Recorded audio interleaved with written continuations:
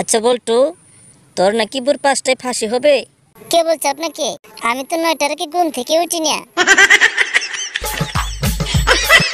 Sir, আপনি কি মুরগি নাকি? ওই বেয়াদব ছেলে। তাহলে আপনি আমার খাতায় খালি আন্ডা দেন কেন?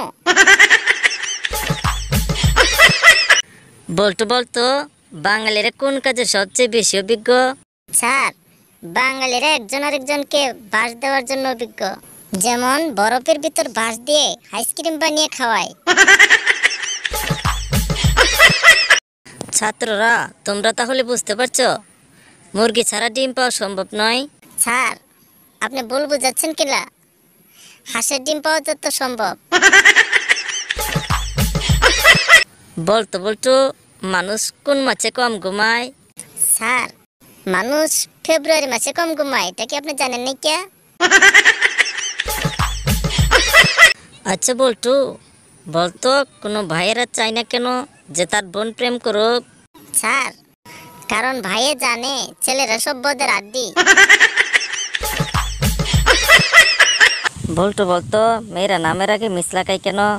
স্যার, মেয়েরা ছেলেদের মোবাইলে মিস কল দেয় তো এজন্য। বল্টু, তুই কি বিয়ে করেছিস?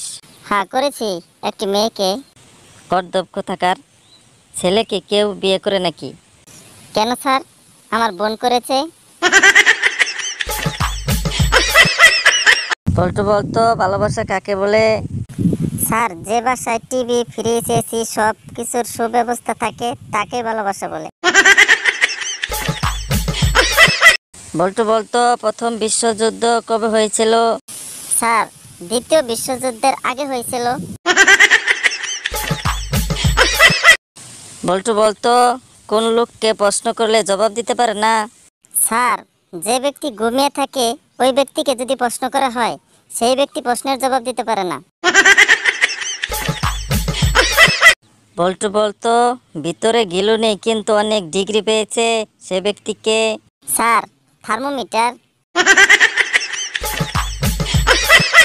আচ্ছা বল্টু, তুই একটা বই থেকে গল্প বলতো।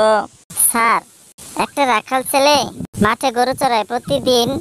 সে বলে বাঘে ধরছে, বাঘে ধরছে। স্যার, গ্রামের মানুষ বাঘে ধরার কথা শুনে প্রতিদিন তার কাছে ছুটে আসে। হঠাৎ করে একদিন সত্যি সত্যি বাঘ এসে তাকে আক্রমণ করছে। তখন চিল্লাচ্ছে, আমাকে বাঘে ধরছে, বাঘে ধরছে। তখন গ্রাম থেকে একটা লোকও আসে না। না আসলে ওই দিন তাকে বাঘে ধরে খেয়ে ফেলে। তাহলে এটা দিয়ে আমরা কি বুঝলাম? স্যার, মিথ্যা কথার কারণে যেদিন বিপদে পড়বো সেদিন আর পাশে কোনো লোক থাকবে না, আমরা এটাই বুঝলাম।